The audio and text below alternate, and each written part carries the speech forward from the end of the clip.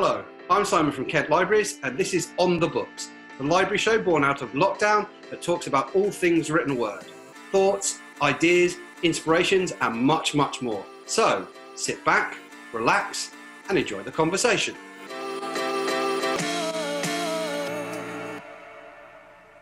Good morning, welcome to Canterbury Library. I'm with Julie Wassmer today. She is our crime author, resident of Whitstable, has worked in TV, and we're going to talk about everything literature. So, hello Julie, and welcome. How are you doing today?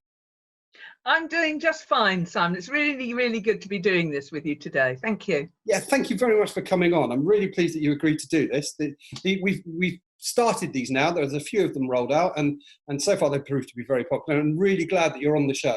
So, right, I like to start with a usually pretty, I think it's quite a nasty question in some respects, but what book changed your life? Oh, wow, what a question. That's incredible. I think books generally change our lives in many ways and at different periods of our life too. You know, I mean, the book that started me off, I suppose, writing in general and having a love of storytelling was something that I read when I was just 4.5, and it was a book about Joan of Arc. It was quite extraordinary because I was a very early reader. I'm an only child, so my mum had more time to spend with me, and I remember reading this story and then going to school because I'd read it preschool.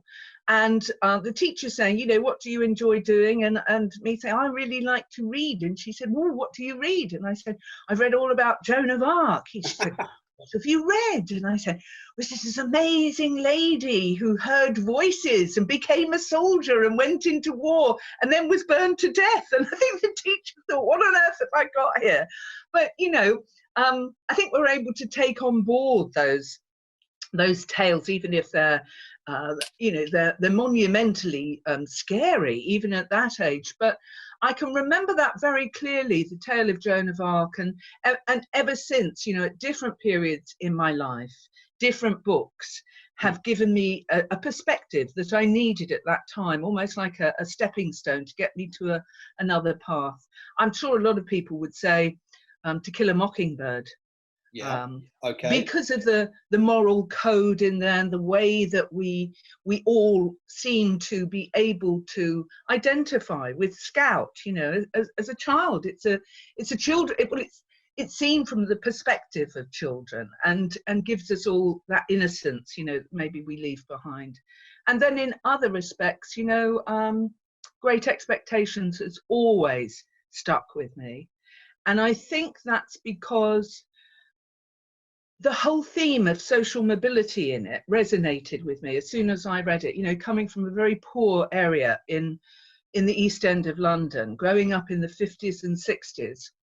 But at that time, being able to access education, you know, I was one of 2 girls in my school that passed the 11 plus. That sent us to quite a posh grammar school. Which was seen as, like, you know, this incredible achievement at the time, especially by my family, you know, who they really wanted me to get on. But of course, there was always that distance that the social mobility created and that chance of education. In order to get to that school, I would take the number 8 bus every morning, probably only about a 20-minute journey, half an hour journey, into kind of Liverpool Street in the City of London. Yep. But that journey itself, the physical journey, was not as great as the actual journey that was I was undertaking, because it was separating me from all my other schoolmates and in some respects from my family too, you know, because that's what education can do. So I think Pip's journey in Great Expectations has always stuck with me because of the central problem that he faces in that. That makes a lot of sense, and I completely get what you mean about social mobility. Personally, I'm from a working class background. I was very lucky to be one of the first in my family to go to university. My parents hadn't, parents never had. I studied quite a prestigious degree, but it can be quite isolating because the people I grew up with were not the people I ended up spending a lot of time with. So I get entirely what you mean. In fact, actually, I was looking at, he was a Beau in the Eastenders you were brought up in, wasn't it? Yes. And I believe that you said that your dad was very into making sure you were educated, which Yes. does lead me to my next question, because I've done a little bit of research, is what do libraries mean to you? Oh, wow. Well, I mean, talking about my dad, you know, not, when with your first question, you know, about the importance of that, of a book, my father also signed up, as you did in those days, you know, the 50s and 60s, to a guy came to the door one day selling encyclopedias, and my dad bought these encyclopedias. I've still got one on my top shelf up there called The Book of Knowledge. And I just went all throughout those, you know, about 10, at least 10 of them, and you know, they've lasted me throughout my life. I mean, that was just extraordinary, because of course they're a compendium of all knowledge. Yep. And my dad, as I say, he was very much a self-educated man. He was a trade unionist, and you know, supported all his men. He got the British Empire Medal posthumously. Wow. And he placed a lot of importance on education and educating me, and me sticking at school. Of course, I rebelled against all of that. Well, you do. And then I went back to education afterwards. I wanted to do it on my own terms. But so I left school after my O-levels, and said, that's it, I don't want to study, I don't want to do this for you, you know. And it was a particularly difficult time of my life. You know, certain things were going on, and I was troubled. But the first job that I did was as a junior librarian in Whitechapel Library, which was right next door to the art gallery there as well, which is absolutely fantastic. And that was, I was 17, 18 years old, about 17, and in 1970, 71, I think. So that was roughly about 26 years after the last war had ended. Yeah, and that particular area was very densely populated by many members of the Jewish community. Yep, of course. Lots of whom had, you know, gone there to escape the horrors of concentration camp during the last war. And I think recognizing that a public library has to serve the needs of its community. Whitechapel Library at that time was home to one of the largest collections of Yiddish books in Europe. It was really extraordinary. Working there represented, I think, a sanctuary to me at the time. You know, the one joy that I've always had is returning to books. And, you know, probably because I'm an only child too, I occupied myself with reading all along. But I was really proud to spend every working day there in that environment. The scientist, Jacob Branofsky, yep. Okay. He was a former student at my school, Central Foundation, and he had taught himself English before he went on to create his series, The Ascent of Man. It was, you know, an incredible program, that. The artist, Mark Gertler, he also went there. He borrowed books on art, and he drew on notebooks of paper there. Who else? We had the playwright Arnold Wesker. He had been another student at my school. He went there often too. I think I think he may have even done a lot of learning. No, I think it was part of his family, you know, learning to speak English there. And the poet Bernard Copps admitted he had educated himself in Whitechapel Library. It became known, in fact, as the University of the Ghetto. It was an extraordinary place. And Bernard Copps actually wrote a poem in which he claimed, the door to the library is a door into me. Right. But, you know, that's exactly what libraries do, I think. You know, subsequently from working there and since, I've always felt that libraries are a door into us all, because they're not just a place for borrowing books, you know, lending books. I mean, I know some politicians may sometimes say that's what they're for, and now everybody buys them online and you don't need to go to a library, because of course the price of books has come down too. But you know, libraries, they serve all sorts of functions. You know, they're safe community spaces for children. I was what you would call a latchkey child in those days, because both my parents worked. So I'd come home from school, I need a safe place to go. If I didn't have a relative around, I'd go to the public library. Yep. And obviously these days, of course, they're a place where you can go and gain computer skills if you don't have a computer to access yourself. I have a late friend of mine, Richard Stainton, who lived in Whitstable. He was a former teacher and a campaigner for libraries, which, you know, we did together at some point in Whitstable. And he always said public libraries are a marker of a healthy and civilized community. And I say amen to that.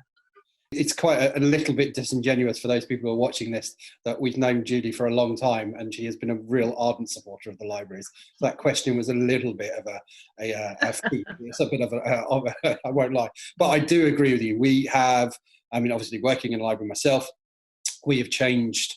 Our offer changes all the time. We try and modernise. We aren't just a place for books. We are a place for havens, for computers, for all sorts of things. And those people that say that books are irrelevant, I'm going to likely disagree with them. Yeah, I mean, I must admit, I've not graduated to Kindle yet. You know, it's still, for me, it's a physical book. It's the smell of it, it's the cover, it's, you know, just the size of the print, everything. And of course, as an author too, you know, I spent an awful lot of time indoors on my own in front of a laptop writing. And the joy for me when one of my books comes out is that usually when we're not in a global pandemic, that's the time that I can actually meet with my readers and really get to know them, to talk to them, and to find out what it is they like about the books, what they don't like about the books too. And you cannot sign a Kindle. I love signing books for people, but you can't sign a Kindle. The day that they can do that, maybe I'll upgrade. No, that's fair. I completely understand that. I mean, I personally do own a Kindle. I think they do have their place. I will speak about devices with you later, actually. It's an interesting quote, but you can't beat books. I mean, I'm surrounded by them. Why I would say that, wouldn't I, really? Building up on what your education. You did your degree in English and history. Somebody has to do. No, I'm only joking. But you went from that into TV production. So as a writer, you started off writing for television and episodes, and I believe that you've been quoted as saying it was storytelling without the baggy bits. So how did you fall into doing that? Well, I'd always written, you know, moving on from a love of books and stories as a child, you know, I very quickly began to write my own stories as a kid. And it was something that I'd always done very well in at school, you know, English and composition, writing poems.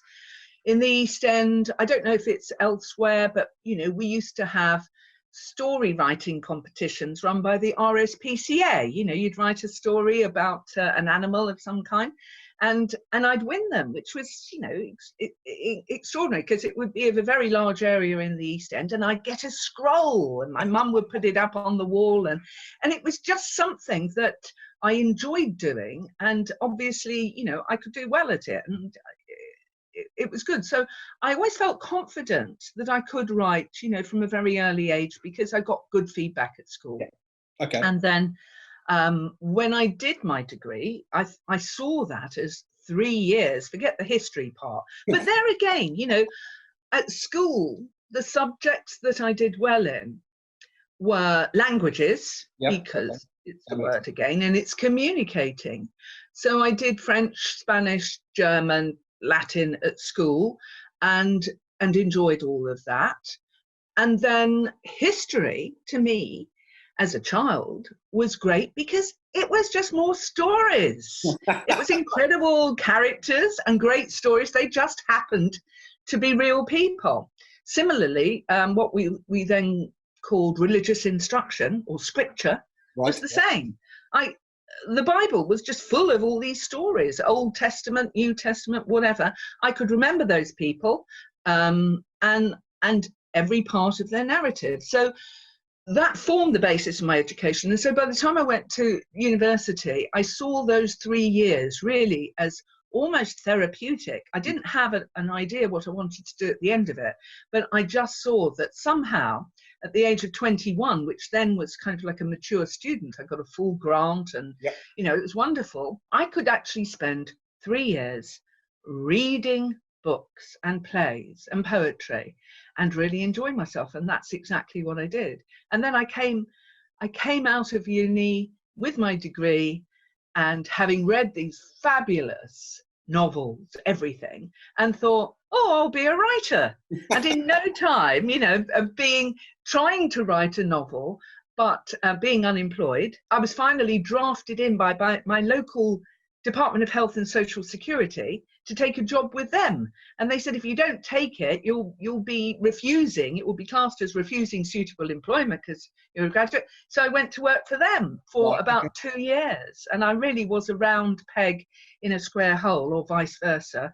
I just couldn't get on with a 9-to-5 job, even though it was on flexi time. I spent all my time doing the job that nobody at that time in that department wanted to do, which was being the receptionist and dealing with people's problems, because I love people.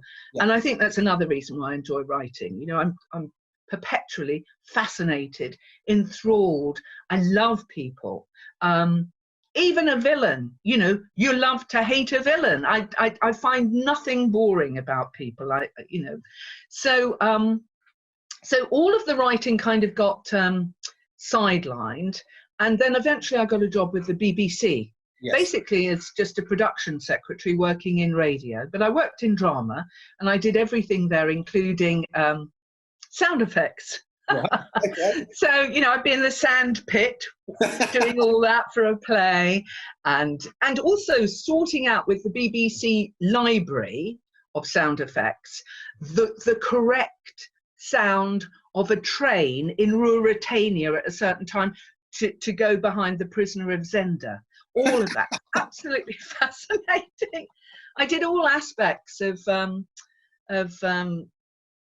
you know, working in radio drama at that time, news, everything, you know, editing the lot, editing for World at One, etc. And then I went traveling for quite some time, for 5 years on a boat. I'd never been on a boat before. I'm a, you know, inner city London kid, but I found myself on this 50-foot ocean-going yacht and travelled all around on that. And then I came back to London, and I'd met somebody while I'd been on the island of Menorca, which is really a great place for sailing. It's called Isla de las Vientas, you know, Isle of Winds. And I met someone there who worked in commercials. And she said, it'd be great for you to come, when you come back, when you finish sailing, come and work for our company that made commercials.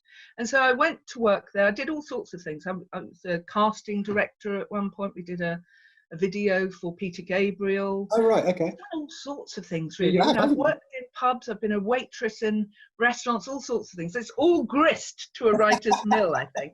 And then they actually wanted to get into doing drama, producing drama.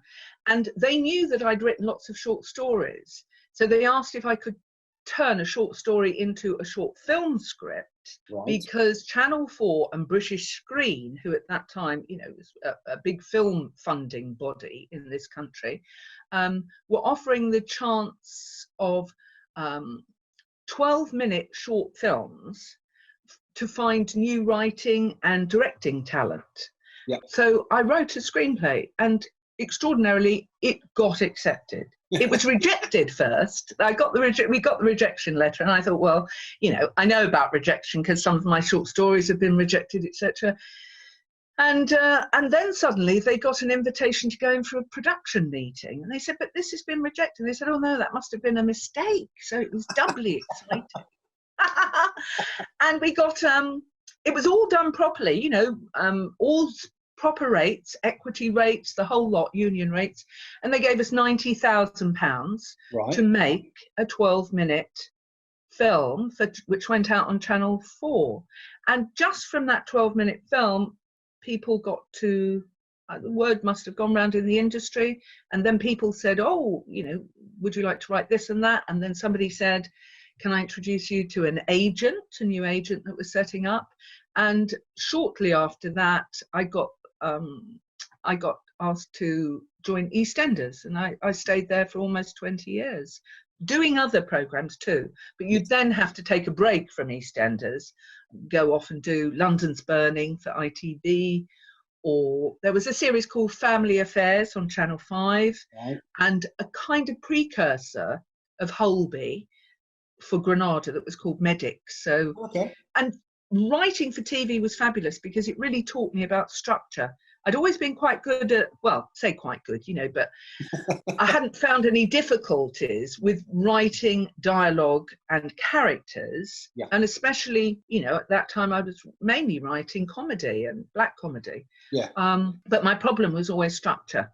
And I tend not to like rules. I always think rules are for breaking. So I was always struggling a bit. I never wanted to do any of those courses that, you know, people do these days. You know, they do seminars and everything on screenwriting and the rules of it all. I just didn't want to do that. I wanted to learn by my own mistakes. But what writing for a series like EastEnders taught me was the real importance of structure. And of course, in something like a continuing series like EastEnders, you never have a beginning, a middle and an end, because you have your cliffhanger.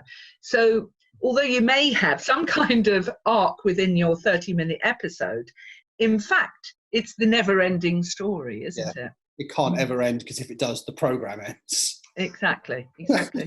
That kind of leads me on to where I want to go next, which is, you talk about character, and the Whitstable Pearl mystery series is really driven by character. You write character. So I'm curious, where did Pearl come from? What was the genesis of Pearl Nolan? Well, Pearl is, you know, for a very long time, I'd wanted to write crime novels, because from my time, you know, the importance of visiting my library in Tower Hamlets, I remember there was one rainy summer when I was about 11 or 12 where I spent most of my time in the public library that summer, where I discovered Agatha Christie, and I then went through all of them that summer, and then I discovered Dorothy L. Sayers, and I really became hooked on the crime, the whodunit genre. But I guess what you would describe those books as, it's part of the golden age of detective fiction, as they're known as. It is. The classic English whodunit. And so in the back, I've always loved the whodunit. You know, I think the whodunit is popular for all sorts of reasons, but one of the reasons is because, you know, life is full of uncertainties, but you always know when you pick up a whodunit that by the final page you will know who did it. So I think they do offer us certainty in uncertain times. But I had tried to write a crime novel, and I'd never really established a proper protagonist, a hero or heroine. I'd been writing male private eyes, and then I tried it with a male police detective, and I just didn't feel comfortable walking around in their shoes. And that's what I think you always have to do as a writer. You always have to truly believe that character that you're writing, you know, how authentic they are.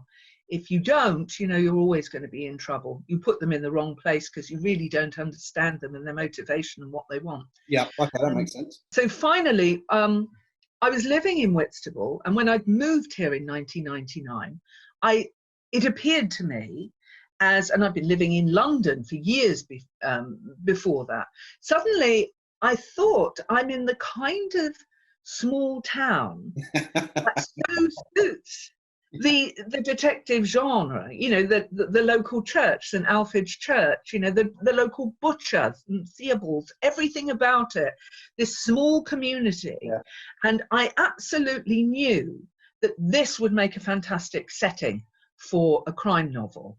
You know, this ostensibly very calm pool into which a pebble is thrown and the ripples flow out, you know, and that was obviously murder. That pebble was murder. I really fell in love with Whitstable, right? And I wanted very much to not to fictionalize this town either. So I then realized that what I wanted to write was a book in which we had a main protagonist, but in which the location itself formed another leading role, if you like. Makes perfect sense. But then I realized that Pearl literally had to be a Whitstable native. You know, I always find that if you're having trouble coming up with your characters, always think about who they are, where they are, and the answers will come to you. She then had to be a Whitstable native. And then we do have a certain kind of tension here between the native, Whitstablians as I call them, and the DFLs, the down from Londoners. Oh, you know, yes. so close to London, and people have moved down here like me. And then I thought, well, actually, if I make, you know, if my main protagonist is a woman, I will identify with that more. Yep. I put Pearl as a woman in her late 30s, you know, approaching 40, with empty nest syndrome. Her son Charlie is going off to college. She's run a restaurant called the Whitstable Pearl for 20 years, you know, while she's been bringing up Charlie.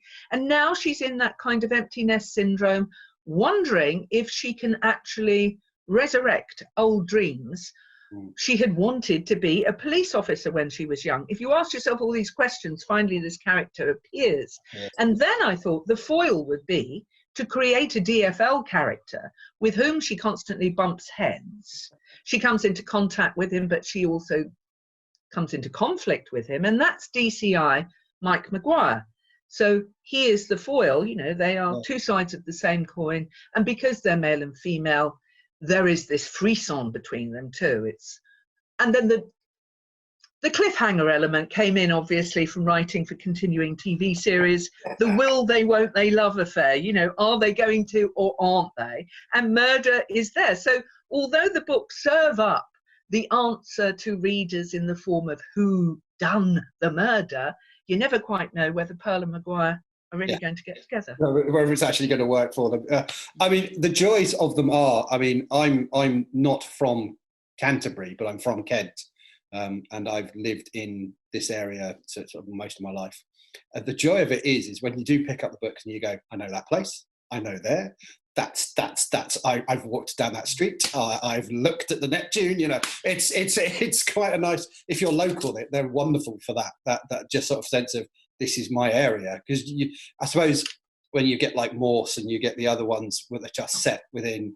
They must get the same. It's like Oxford is Oxford, and you know, Lewis on TV makes quite a lot self-referential to the fact that it's just Oxford again. So it is always nice when you get somewhere that is real, that something's based in, and that isn't just historical fiction, because you get a lot of real historical fiction. But I know that sounds weird, real historical fiction, but the locations do make it for someone who is from the area. That is wonderful to actually. To experience, which does lead me on quite nicely. It's almost like we segued into this about the fact it's now being put into production as a TV series. Isn't it the first two books are being combined? Is that correct? Yeah, it's a TV series. The books were optioned by Buccaneer. There's a fantastic production company who make the series Marcella with Anna Friel. Yeah, and they optioned the books. The CEO, Tony Woods, is a Kent man, and he knew Whitstable, and he totally understood, you know, the importance of location in the books, and I think he wanted to celebrate it too. So they took the option out on the books, and now it's actually gone into production, which is a real feat, you know, at this time. There's so many, you know, tight COVID regulations, etc., etc. And but it's gone into production, and it will be out next year, 2021. and it's starring Kerry Godliman, who's absolutely fantastic as Pearl, who was in Ricky Gervais's Afterlife. Yes, yes. And for a TV writer who worked so many years on continuing drama series, then got out of that and started to write books, and now those books are becoming a TV series. It's this wonderful full circle of events. It's absolutely thrilling. I have to pinch myself to really believe that it's happening. And it's happening in our town because, of course, I didn't fictionalize the setting. The location of the books and the series is Whitstable, so the filming's going on around us for 13 weeks until sometime in January. It's very exciting. I have to say, because obviously I work at Whitstable Library as well, we work in the district, I have seen them. I've seen where they've created the police station. They filmed outside. Yes. It's been quite fun to actually watch the production in play, which does sort of lead me to how you sort of touched on it with you're now on the other side, because obviously you were a TV writer and now there's someone playing with your baby to put it onto TV. Yeah. How did you find the adaptation process? Were you involved in the adaptation process? Did you get a say? I'm curious. I've never known how that works. Well, Buckley have always been very good and consulted with me and been very inclusive and sought my opinions and everything. And I absolutely understand, from working in TV, what a collaborative process it is. When I worked on Eastenders, we had so many people on that show. Apart from 30 or 40 freelance writers, we would have series editors, storyline editors, story editors, producers, executive producers, a whole host of people. And so I totally understand, that it's a collaborative process. So in no way really have I ever felt that these are my books as such. Okay. Even, with readers, I've always considered that they're Whitstable's books, especially, Whitstable is a wonderful small community of 40,000 people here, including in the environs, but you do feel that you know everybody. And we are all very interconnected because of social media. There are literally hundreds of community Facebook pages, etc. It's true. So, if you don't know somebody physically, you certainly know them online. So because of that, I have always sort of thought of the books as Whitstable's books. I'm just thinking, who was it? It was Somerset Maugham referred to Whitstable as Blackstable in his books. He mentions his time living here when he had to come and live with an uncle who was a rather austere vicar. Right. And he wrote about this town, I think because he had rather unhappy time here. He referred to it as Blackstable. And I never ever thought of doing that, of colouring the location. I always wanted to pay tribute to Whitstable, and I think that's what the series is going to do too. But in terms of ownership of the books, I see this very much as our project. Right, okay. And that's the companies involved, the cast and the crew. I've met them, they're wonderful, and I'm really happy to hand this to them. And I understand that it has to be a kind of, launch of something else, of somebody else's ideas. And so from that point of view, I'm really looking forward to just viewing it like everybody else, and being surprised too. And so it's 6 hour-long episodes. We've got 4 fabulous writers. The lead writer is Øystein Carlsen, who did Lilyhammer. He's Norwegian based. We've also got Rachel Flowerday, who does Father Brown and Mallory Towers. Alistair Galbraith does Doc Martin, and Mike Walden, who's also written Marcella. So those 4 writers basically have taken on all 6 episodes, and there are some custom written episodes within there, but embracing the other 2 novels, because it would have been an impossibility to have actually used 6 books, just for for 30 minutes. They'd never have fitted in. It would never have done the stories justice. So No. I'm looking forward to being a viewer. It's interesting. We're in the world of the internet, and it's always curious where I don't mean to belittle fandom, because I'm not going to, because I'm a fan for many, many things myself, where they get such a sense of ownership that if anything is remotely changed, it suddenly becomes, there are some very toxic fans out there. There are some very wonderful ones out there, just to calm the boat on this one. It's interesting how someone produces something, they put it out to the public, and then the public embraces it and takes an ownership of it in their own way. Yes. Almost completely separate from what the author or the writer or whatever medium it is intended, Yes. because it becomes personal to them. It is interesting how that all then butts up and crashes when you have to have medias that change and convert over to one another. Or I mean, a really good example is I'm a massive fan of Lord of the Rings. I have read every year. I'm one of those. I'm a bit like Christopher Lee. I know I've ever since I've first ever given it, I've reread it. And then obviously when Peter Jackson did the films, there was like, oh, what's he going to change? And I was of the opinion, well, you can't put it on screen, not as it is. It just doesn't work. So you make the changes to make it work. And I still loved watching my, what I'd grown up with go up onto screen. So I get what you're saying about you're looking forward to having that moment where you get to see what someone else has done with what you've initiated, but it's a collaborative effort. That's really quite interesting to hear, actually. Yeah, and I think for a lot of writers, if they're authors, I can understand why they feel ownership of their stories, and I think that's because that you have a greater autonomy, really, over a novel that you've written. I don't get half as many notes. I get hardly any notes at all from my editor and publishing director of my books. But when you write TV drama, you might get notes from all of those people that I mentioned earlier. The series editor, the storyline editor. By the time you've got all those, you can literally have to rewrite an episode. And sometimes, rewrites would go to 9 times. You'd have 9 drafts in some cases. And then you'd return to what you had in the beginning. You'd taken it down all these. So you realise that by that time, so many people are giving input into it that it's not really your baby. This is a project. You've been hired to do something and you do it as best you can.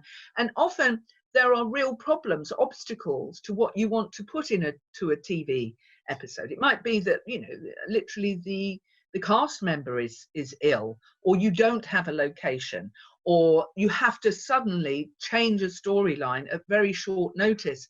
But you learn to think on your feet, to find lateral thinking solutions to all of those things. With a novel, that doesn't happen, because you're on your own most of the time writing, for as long as it takes. And then there's usually a publishing deadline. But even so, the notes that come are far fewer, and for me they've been far less fundamental. Yeah. So, but my previous experience has learnt for me to take a back seat and to understand I'm part of a larger process and not get too precious about things. And also, what's really important is to trust the judgment of the people you've entrusted your work to. I didn't have to sign up with Buccaneer, but I did, because I trust them and I respect them. So why wouldn't I trust that they can take this forward and improve it and make it better?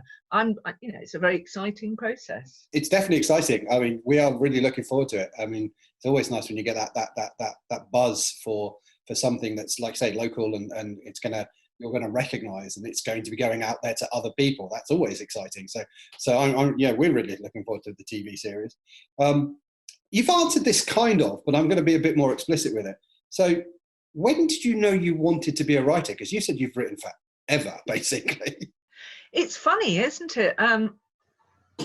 Probably from the age of 9 or 10, I think. I think when I was doing really well at school, and teachers were just saying, this is great. It had to have been from that time that those teachers just imbued in me, you can do this. And I enjoyed it. I never,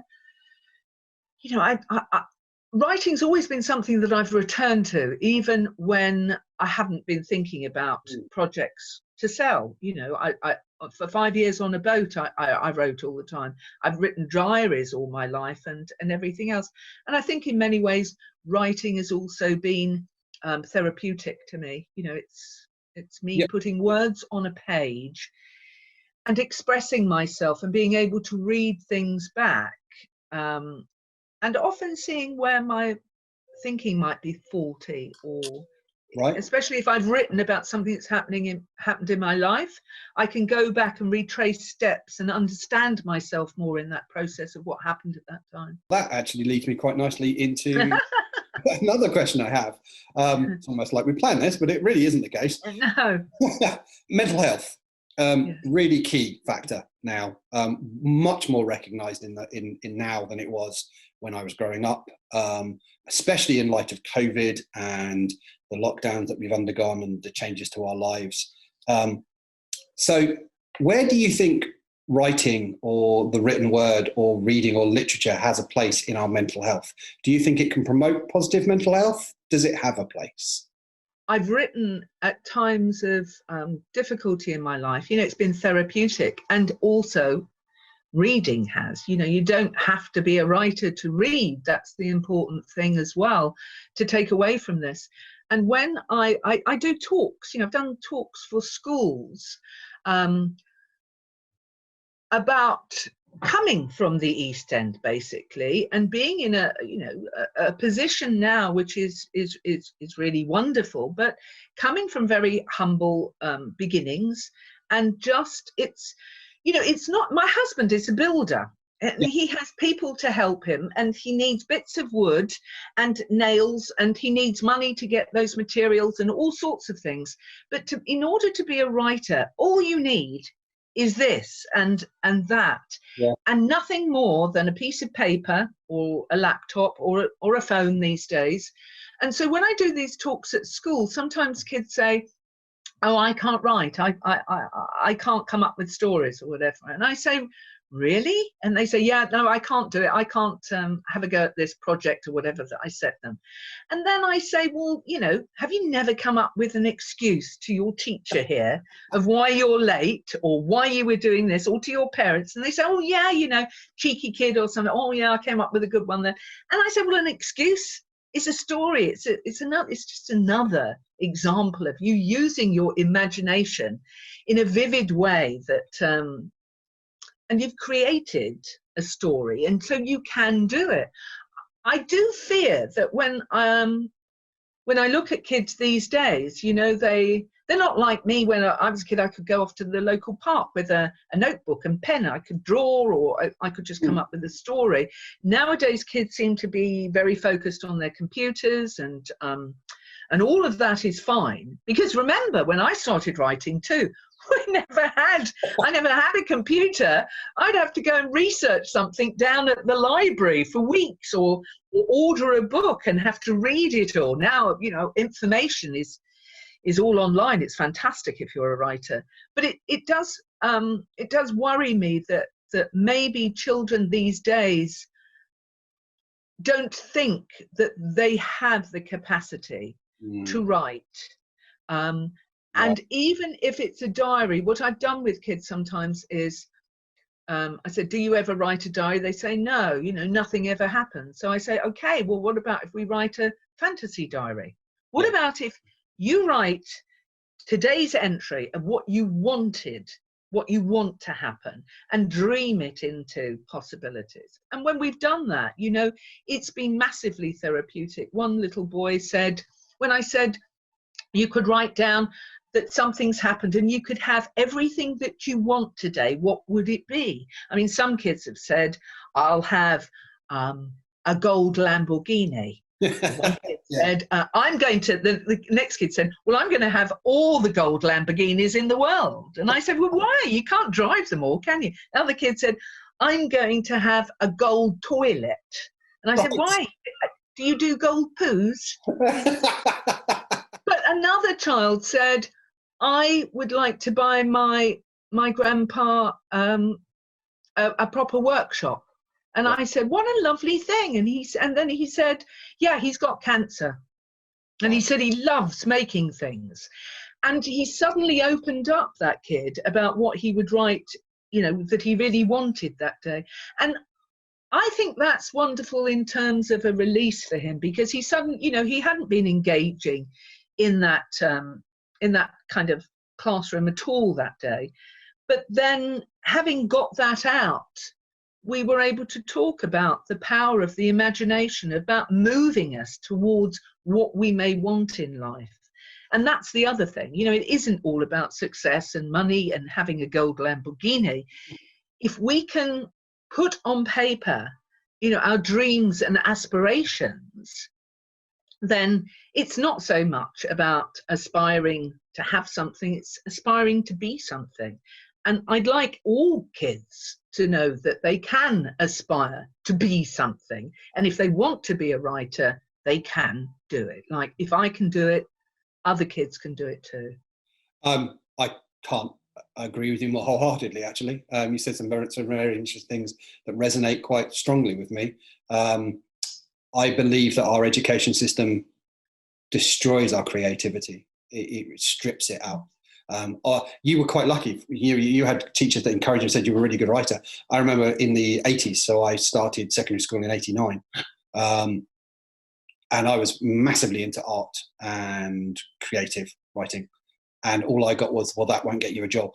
You know, and it's that sort of, the only thing that's important is a job and money. And, you know, and I think you're right with what you're saying about kids now with, well, people, full stop. We are so connected in the modern era, so connected, but our imaginations aren't fired. It's done for us. We're not given the chance to imagine or breathe or learn that way, because it's all presented and you just accept it. Now, maybe I'm being cynical here, but I do think there's an element of that. Yeah. Well, the thing is, if you don't have much, I didn't have anything in the East End.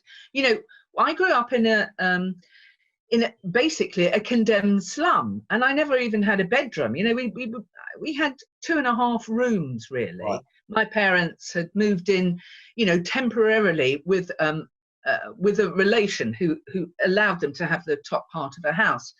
So until I was 17 years old, I slept on the sofa. I never had a room of my own. So I never had possessions. I didn't have anywhere to put them. And actually, that's been very good for me, because I don't crave possessions. I actually feel, my husband is the opposite, but only in terms of him being a hoarder. So he completely fills the house up with things. But then he didn't have many toys as a kid either. He grew up in, you know, the Greek part of Cyprus, as it was then. So if you don't have anything, you are forced to use your imagination to summon those things for yourself. And when I read books, you know, we never went on holiday anywhere. We did go a few times on holiday to the Isle of Sheppey. I didn't know that that's where Laysdown was until I moved here, and then I realized, oh wow, that's where we went on holiday in the caravan. But my parents, you know, they never left the country at all. You know, they never had a passport. But I learned that by reading books, I could go off to the Mediterranean, even reading Agatha Christie books, you know, Death on the Nile. You'd be there with the pyramids, you know, there's a 10 or 11-year-old, or Murder on the Orient Express. I could go to all these places, and I still love books that have a really strong sense of location. You know, I love Venice, but I'd only gone to Venice about 3 years ago. But the books of Donna Leon meant that I knew Venice intimately. That's using your imagination, really. You're forced to do so. I mean, obviously, if you've got a great writer like Donna Leon, it's very easy once you're reading it to be there in Venice with all the smells, the sights, everything, the atmosphere. But I think sometimes that the more things we have in terms of possessions, the less we actually have.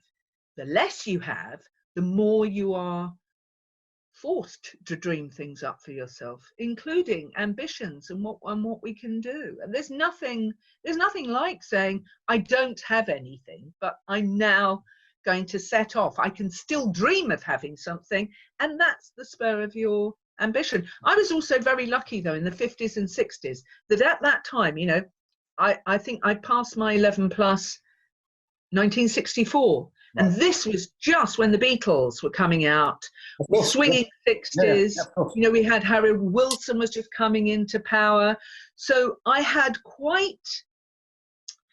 long-haired drama teachers. You know, they were teachers who wanted to come down and teach underprivileged kids in the East End. And so that really helped. You know, they had this real ambition to push us forward. And so, you know, I did some acting, you know, Hecate, I was Hecate in Macbeth at Toynbee Theatre and all sorts of things. It was an exciting time. But yes, I totally agree that schools and universities are now very much businesses. You know, they are selling commodities really in the form of degrees, and they're being purchased by all the students that are paying their money and want a proper result at the end of it. It's the commodification of education, really. Things have changed. You know, I don't know much that isn't a commodity these days, a case of, you know, you pay for that and then you can have it. Everyone is a consumer. That is, we could go on a political rant, but I probably should not. I do want to ask you a question which I think is cruel, but I really am fascinated by the answers. So if there is any book that you wish you could have written, what would it be and why? Oh, wow, that's so difficult. I like asking it. Yes, I mean, I veer, you know, from different books all the time. I mean, only yesterday I started again on my Truman Capote. Oh right, yeah, okay. Reader. I haven't read this since the 80s, but I loved in here, you know, I love his short stories, but also there's something he wrote called The Grass Harp that I just think is beautiful prose. For all sorts of reasons, there are so many books. It would be like choosing, you know, a favourite member of your family or favourite one of my cats. But I don't think that there is one. I mean, in many ways, if I was doing a Desert Island Discs and I had one book, it would have to be Dickens. Okay. It would have to be one of Dickens' novels, because to me they resonate so strongly with me because of the characters, because of the narrative, but also because he was, lots of people say to me, Julie, you're mainstream. And I am mainstream. I know that I am, but so was Dickens. And I'm sure that if Dickens was alive now, he would be writing fantastic episodes for continuing TV series or whatever. So probably, thinking if I was forced, if my hand was forced, I probably would say Great Expectations. That's a perfectly good answer. I like that answer a lot. Dickens is an interesting one because everyone forgets that Dickens was a serial novelist. He wrote, he didn't write novels. He wrote in sections and they were consumed. I mean, it's interesting with Dickens because we look at him with a reverence now. Now past his time, you know, he is held up as this great literary, and he is, there's no denying that he is this great literary figure. It does make me wonder if he ever thought it himself.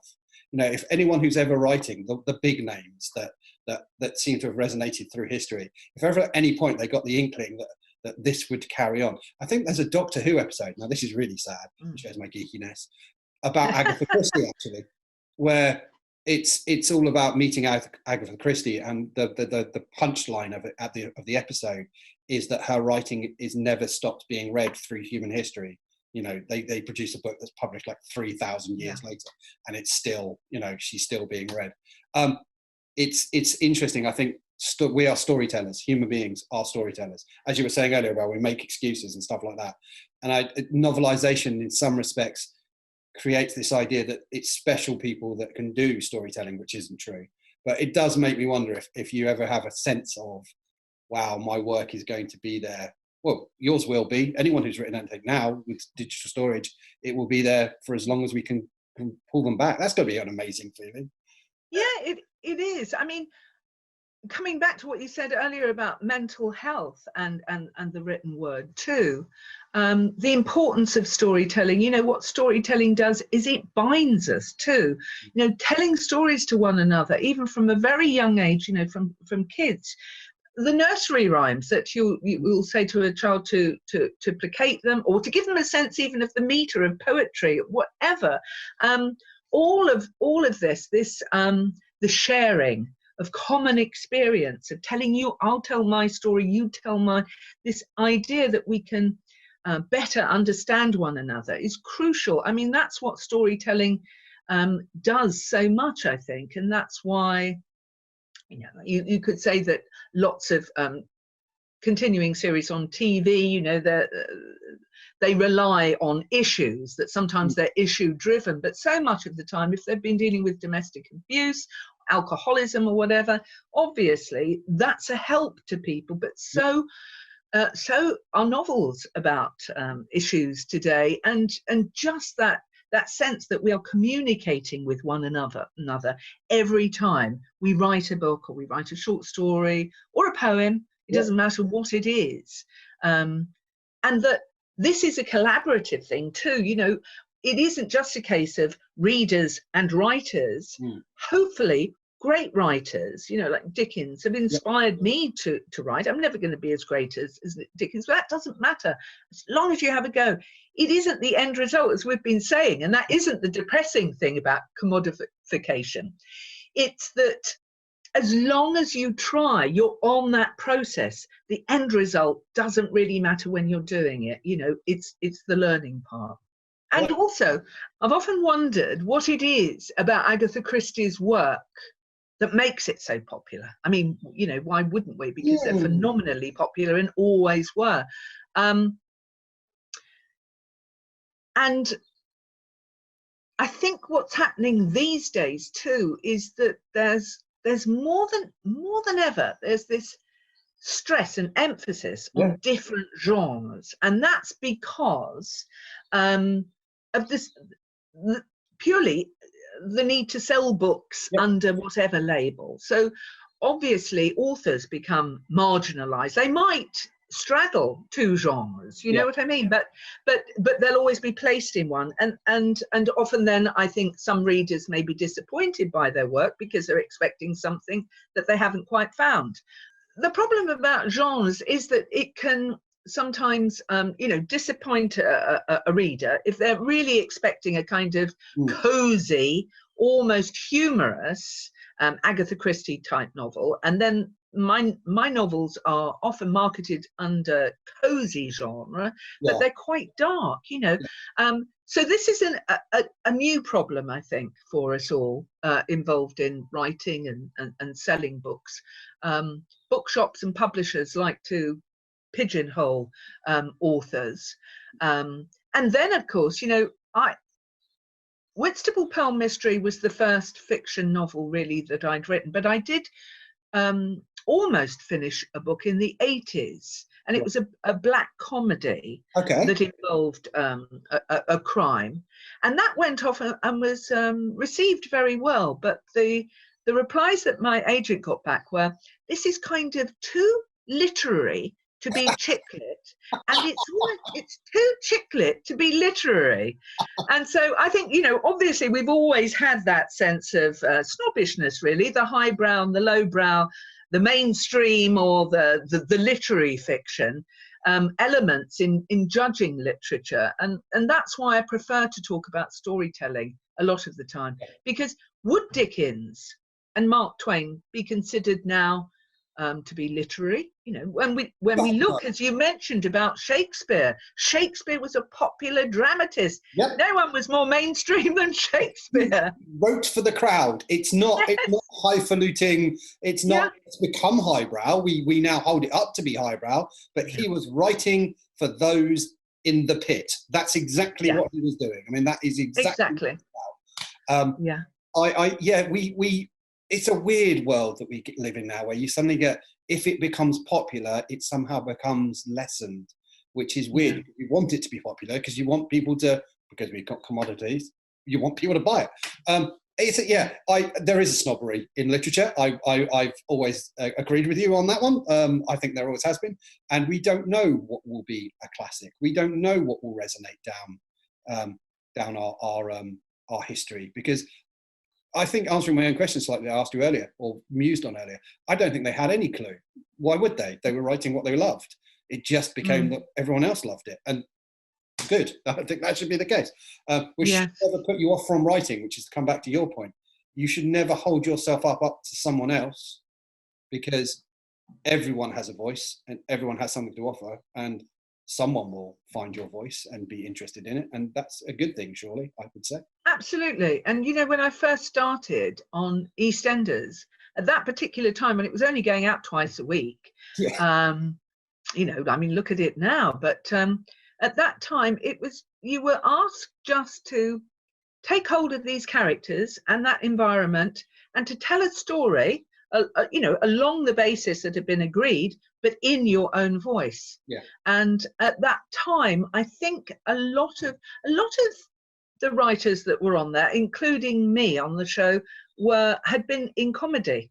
And I think that helped, you know, because although they may have been, you know, depressing storylines, or, you know, dealt with issues, serious issues, there was a lot of East End kind of wit and humour in it, that some say may not be there as much these days. But there again, we're coming back to this thing of, you know, if you're a successful writer, you may be that, and this is the irony, you may find yourself totally separated from people. And people really are, they're the engine for me. They drive my writing. I've learned so much from all sorts of people all my life, and I try to put most of it into my books in the form of characters. I think most writers would admit that all their characters in some ways are elements of themselves. Yes, but, you know, if you've had a varied and a rich life, you know, you've learned a lot from other people, and it's almost like a way of celebrating that in your characters and in your narratives too. I have to say, the advantage of doing this, and we're starting this for Kent Libraries, has been, and I'm guilty of it, I'm totally guilty of it, you put writers on a pedestal because they see their name and they write things, and you think of them as a writer. I've had the pleasure of meeting one of my writing heroes at a book signing and having a bit of a conversation, because he was incredibly generous with his time for the people who'd gone along.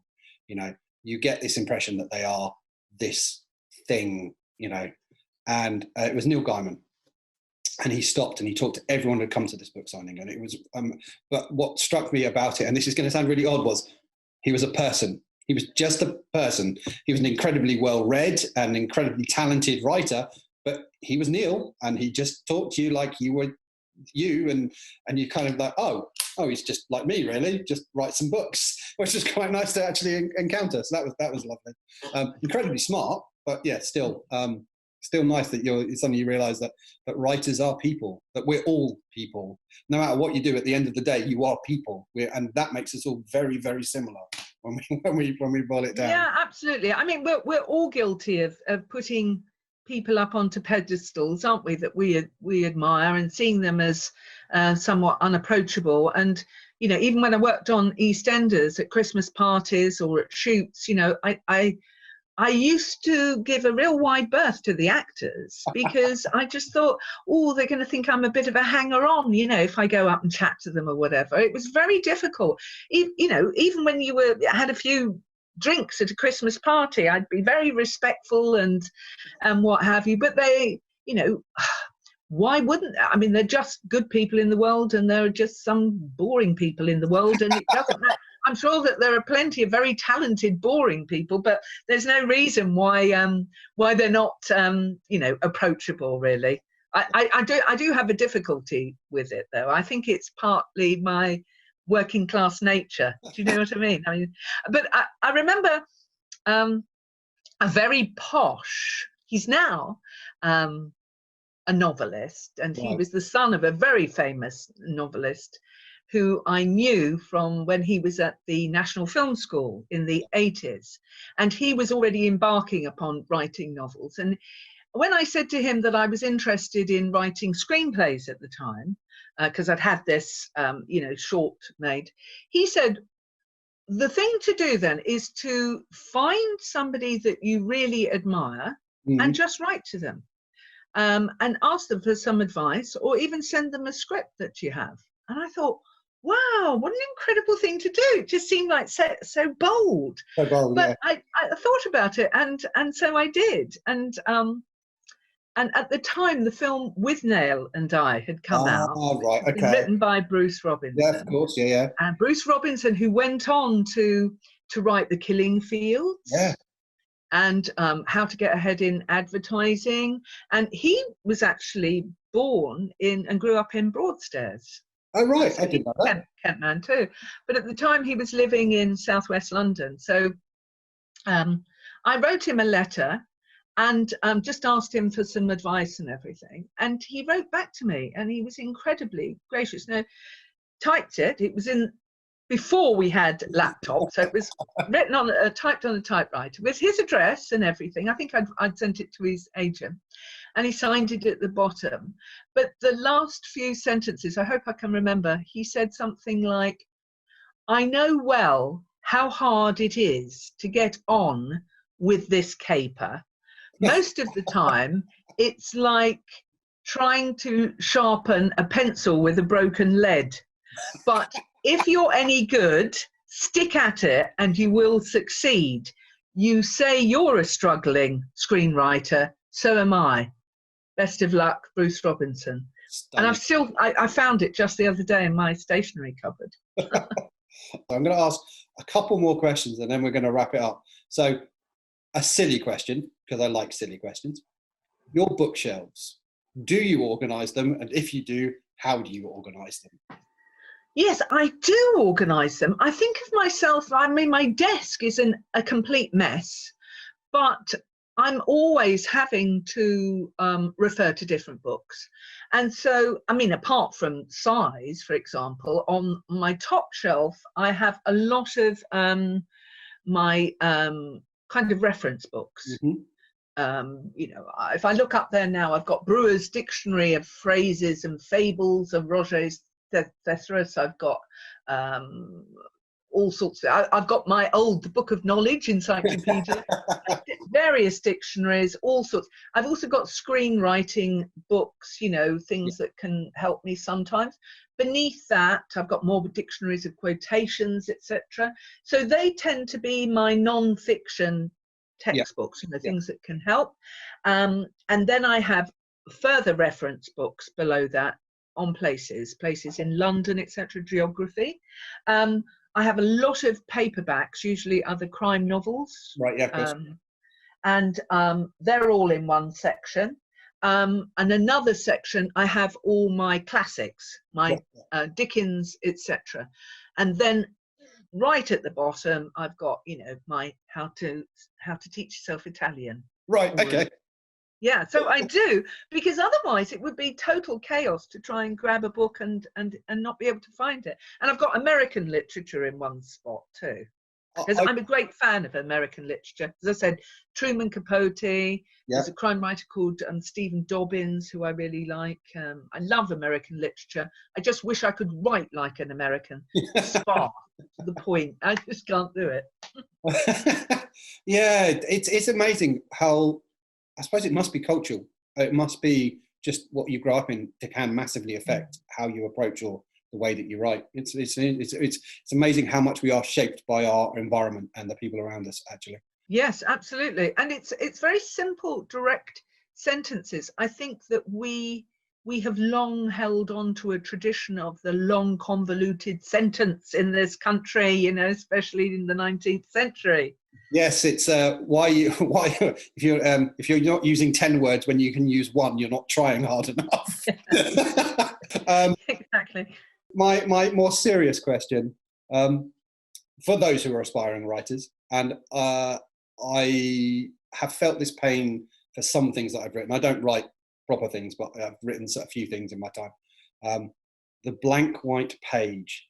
How do you get past the dreaded blank white page or screen these days? Well, the first thing that you must do is say to yourself that you can't just sit around waiting for inspiration to strike.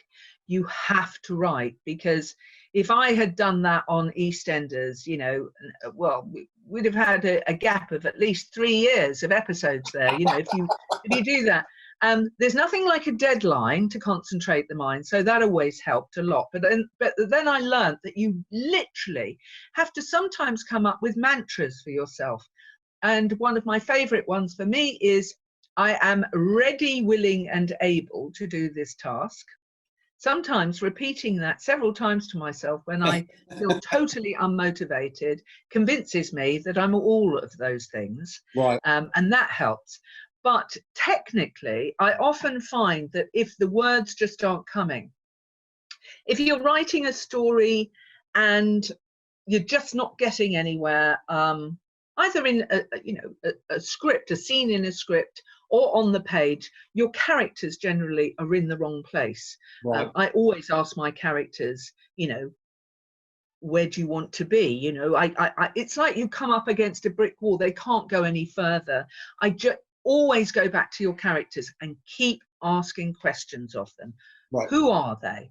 What are they doing right now in this scene, even if it's in a book? You know, where do they want to go? Ask yourselves questions about all those characters.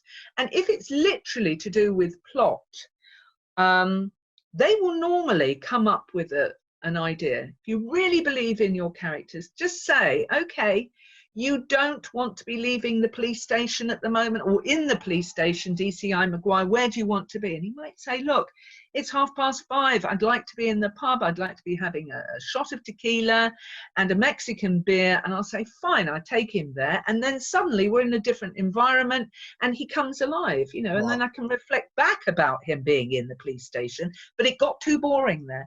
So there's that. But the other thing is, if you are, say, just embarking upon writing a short story or a chapter in your book, and it's literally nothing comes at all, you know, not even the first sentence. There's a great movie called Throw Mama from the Train. Right, okay. Billy Crystal is trying to write a novel. He's a teacher of writing, and he just goes on and on about the night was sultry, the night was not sultry, the night was warm and balmy. No, it wasn't. But if you're in that kind of dilemma, just put your concentration somewhere else. And I'm looking now at a desk lamp, right? Take a break, but keep writing, and write whatever you can about that desk lamp. Okay. Whatever comes to mind. Describe it. Describe, it's got a swan neck. Describe that, or let that curve take you somewhere else. Allow your imagination to come. You know, don't try and force it. It's like, otherwise, I think sometimes it's like taking all the joy out of writing. It's like forcing a child to go and do its homework. Your brain will resist that. So take 10 minutes off and allow your brain to just enjoy writing, and then come back and then deal with what, you know, you may be considering more as work rather than the enjoyment and the fun and the joy of writing. That's actually really good advice. That makes a lot of sense. Okay, so really, we have come to the end of our time, but it's been wonderful to talk to you. I will ask one last question. What's next for Julie? Well, I never quite know, do I? There are 7 books in the Whitstable Pearl mystery series currently, and I've just finished writing the 8th, which is called Strictly Murder.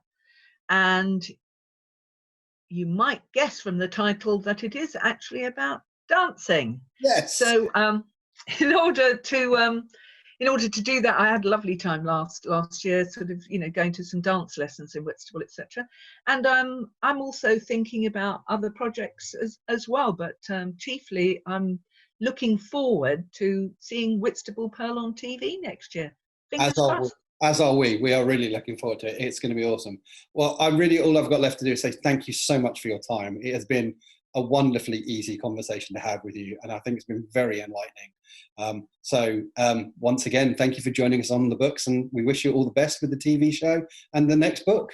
Thank you so much for inviting me, and thank you most sincerely for all the work you do at our public libraries. Thank you. Well, you got to the end of this one. We hope you enjoyed this conversation with Julie as much as I enjoyed having it. Her books are available in the library now and anywhere you can find good books. The TV show will be with us this year and we can't wait. If you'd like further information on our digital services, then go to our website, kent.gov/libs. If you'd like to follow us on Facebook, the page is linked below. If you fancy this as a podcast, that is also linked below. We hope you have a good day. We hope you're well. Goodbye.